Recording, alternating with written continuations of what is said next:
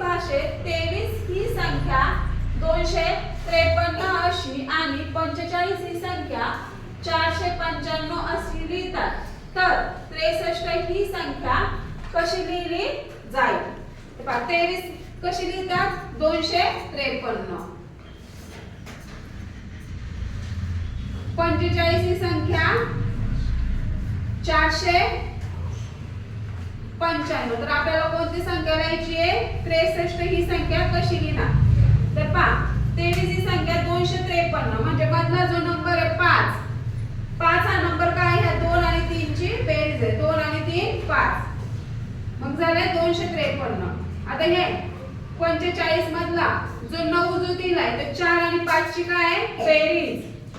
आणि इथे 63 मध्ये 6 आणि 3 ची बेरीज येणार. हा 6 तसाच 6 आणि 3 इथे येणार आहे 9 आणि इथे येणार आहे 3. कोणती संख्या तयार झाली? 693. 693 आहे का? हा, एक नंबरचा ऑप्शन आहे. म्हणजे हे जे आपलं उत्तर आहे ते काय आहे? करेक्ट आहे. Option number 1.